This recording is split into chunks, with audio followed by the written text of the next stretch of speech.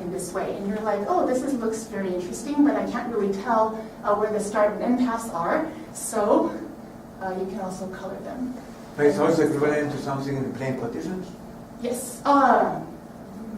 Not actually. The original Andrews determinant. Yeah. But this is not naturally. Right. This is different. Yeah. This is a bit different because of this because the look has been partitions of some kind. Yeah, but it's like Escher pictures. Oh, yeah. They look three-dimensional, but they're not really them. three-dimensional. The reason why it looks like three-dimensional is because of the coloring of the three different types of rhombi. So that's a good point. Yes. Actually, I thought of that as well at the beginning, but then Christoph was quick to correct me. Yes. Okay. So now that you understand what this determinant is, I would like to hand off my part to Christoph so he can explain the major results that. Well, let's thank Elaine. Thank you.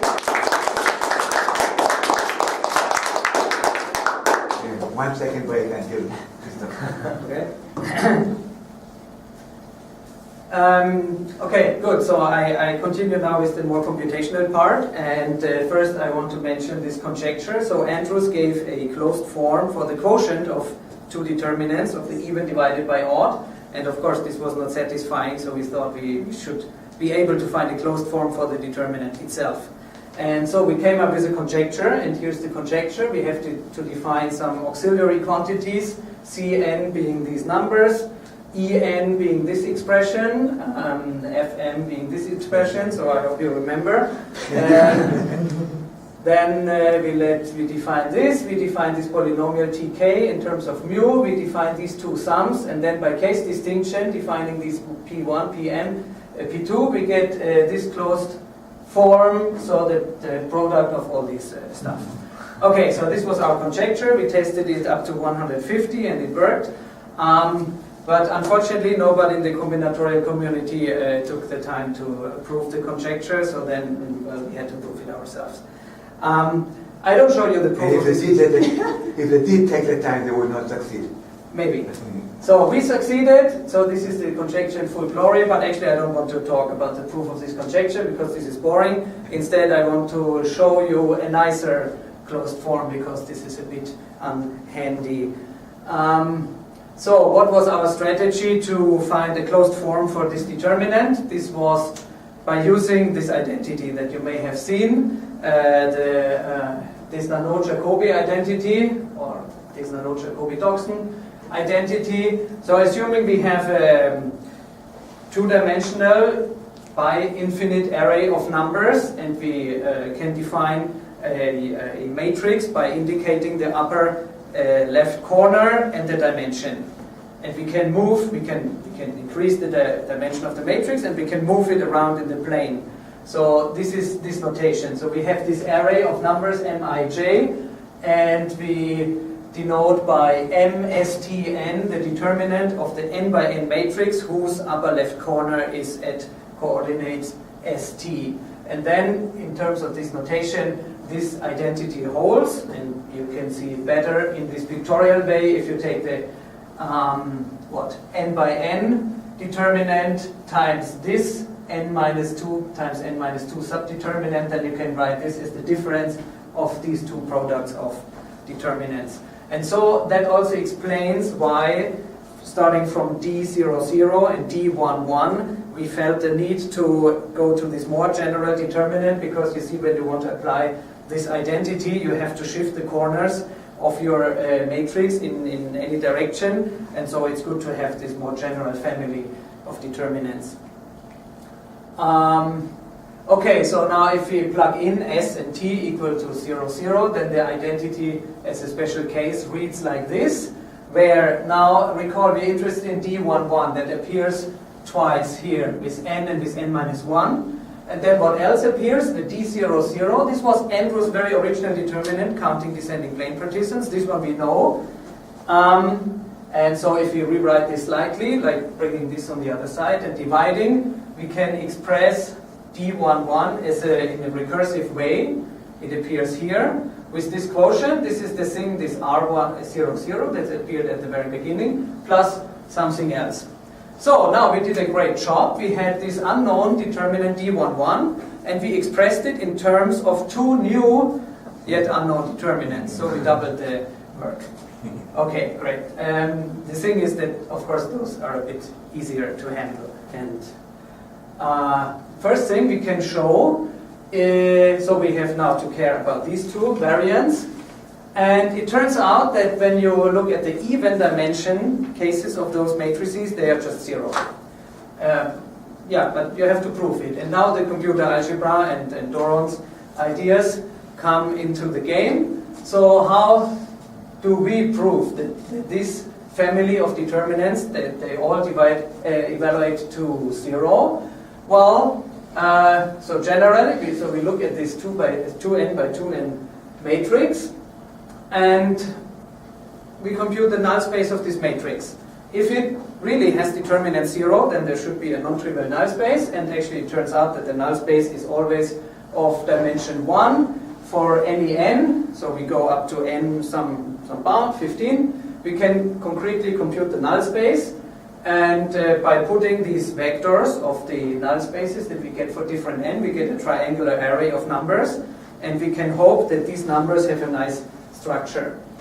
And indeed, if we normalize these vectors appropriately, for example, the last component being 1, we get a nice array of numbers, and we find recurrence relations for these numbers.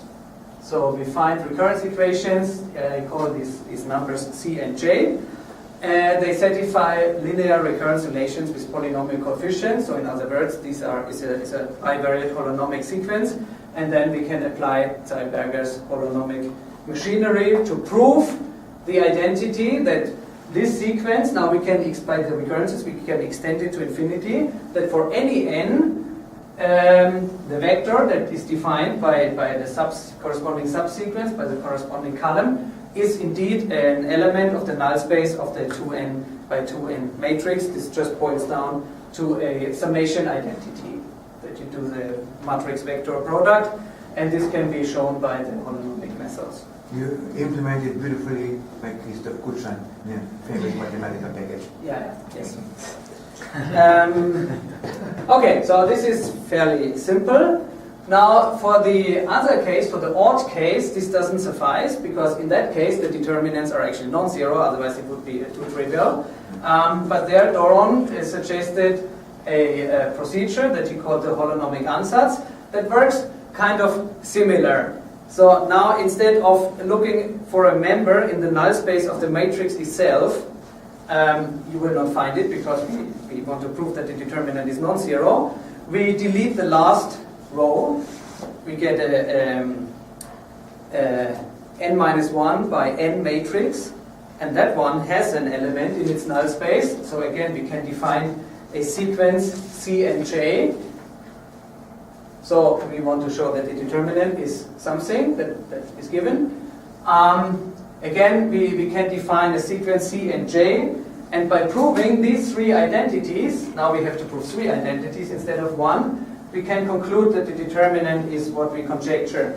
And the meaning of these identities is that first, this normalization, that the last component of each vector is 1, that this worked out and extends to infinity, because we started with a finite amount of data. And the second identity, this shows that this C and J is indeed a member of the null space of this rectangular matrix. And once we have this, then it's a simple exercise in linear algebra to recognize that these coefficients C and J correspond basically to the minors in the Laplace expansion. So when we do this summation, and so the normalized minors divided by the n-1 determinant, so when we do this summation, this basically corresponds to the Laplace expansion with respect to the last row of the matrix, that if this sum evaluates to the determinant, then we have proven that the conjectured identity is true. So again, we do some guessing, we do some proving of holonomic identities, and this establishes a proof of the conjectured determinant. And those have nice closed forms that I don't show here. So, how does these holonomic systems that appear here look like, just to give you an impression? So for D00, this we didn't have to prove, but this is somehow the smallest instance that we could get here. The holonomic description for these C and J, they look like this. So you see, it's very small, it's very compact. So for a computer algebra person, everything that fits on one page is very small.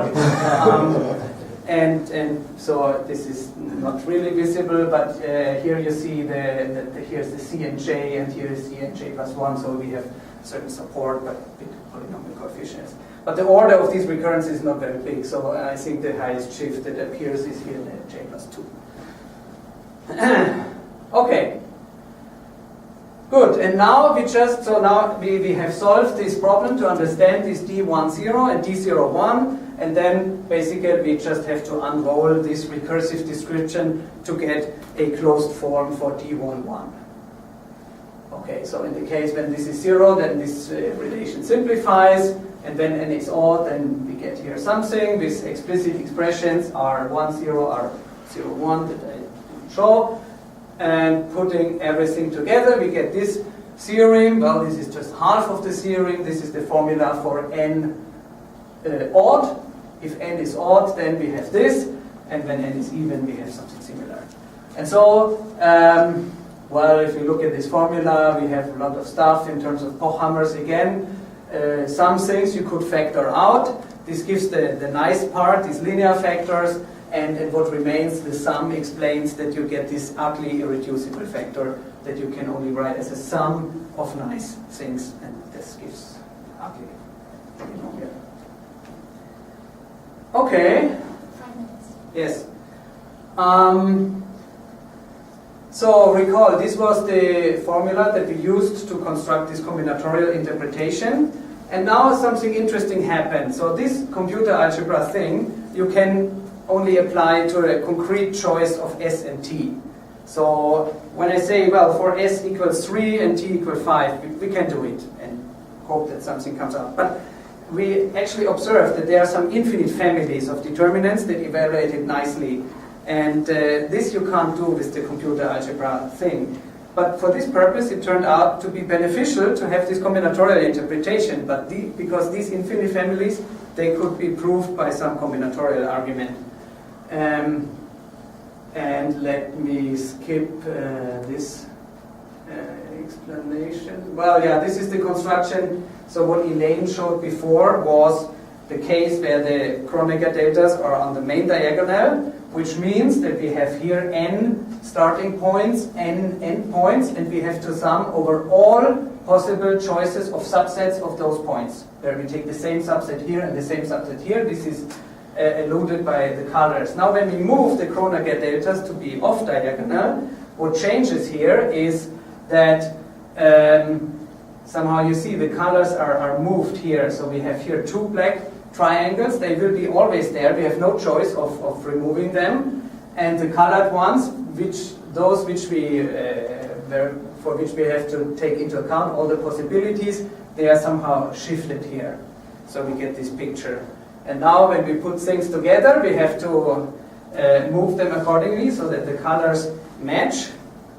And then we have here these dangling triangles. We have to do something with them. Again, we get a hole. And since here there was a boundary, when we look at rhombus tilings of this shape, we cannot put rhombi across this border. So also in this thing, we have to disallow this. And still we get these triangles that we will never be allowed to cover. And so now this shape we can simplify a bit so if we, in general, we have here a row of more triangles, and this actually implies when you have a triangle like this, then you see that in the bigger triangle, you have just a single possibility of, you have to put a rhombus here, there's no other choice. So actually we can also color this part black, and also these parts here disappear because you have just one choice of coloring, of tiling this, so it's not interesting. So in the end we get a shape like this, whose cyclically symmetric rhombus tilings correspond to the determinant. Here are some other instances for different parameters. Let me skip this. No, let me not skip this. So this is the picture, this is the ST plane, and each symbol indicates a certain level of niceness. So we get an infinite family, which is very nice, that corresponds to the D00, where the determinant is always nice. These are these red squares. And then we have other cases where only the even determinant is nice and the odd one is not nice, and some families where only the quotient is nice but the determinant is not nice. These determinants are all 0, these black bullets, and so on. So we have these infinite families, and now we want to say something about them. Yes, and for this we can use a combinatorial argument, because so we want to prove that we want to say something about this infinite family where we have an even S, t equals 0, and arbitrary dimension. So the corresponding tiling picture has this shape. So because t is 0, there is no border line here, so this triangle is just attached here. And now, you think, when you start the tiling and you start here, well, you have to put a rhombus here. And then once there's a rhombus here, you have no other choice than putting these two rhombi. And so you have to continue, and you see that for this whole lozenge-shaped region, there's just a single possibility of tiling. You have no choice. And therefore, you can also make it a whole. It doesn't add anything to the count. So the number of cyclically symmetric rhombus tilings of this region is the same as those for this region. And this explains this thing. So here now you have just one big triangular hole, and that corresponds to the case D00. And this is how we reduced it. And here is a different example that also can be explained by combinatorics. So again, we can make these regions as holes. And here, this is now a case where when we have the off-diagonal Kronecker deltas, we do a weighted count. Certain rhombus tilings are counted with +1, others are subtracted. And then by a symmetry argument, you can here show that the number of positive tilings is the same as the number of negative tilings, giving that this determinant is 0. Well, but I don't have the time to go into detail about this argument. This is an example of such a theorem that we get. So here you see another infinite family when we have S odd and t equals 0. Well, again, we get a nice product formula for the determinant. So this is nicer than before. Looks like nice. This looks nice, yes. Yeah, this is nicer than the D11. The D11 is a more ugly case than this one.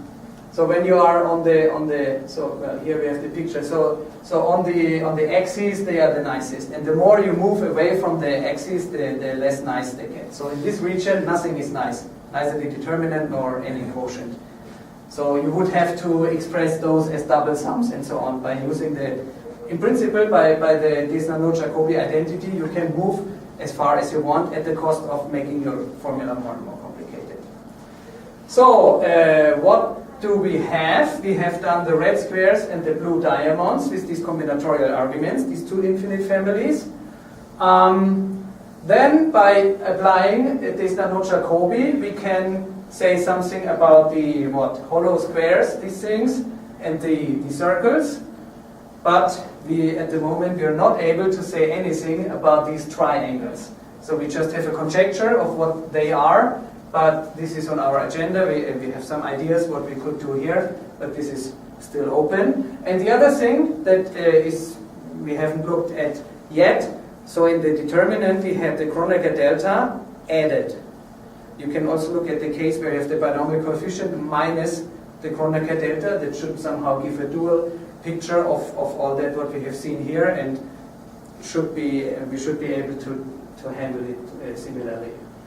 Okay, and I think it's 4:49.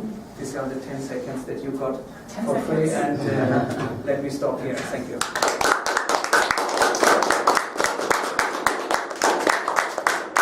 Thank you for a very, very deep talk. Elaine and Christoph will get to answer questions in private. The next talk of Short is in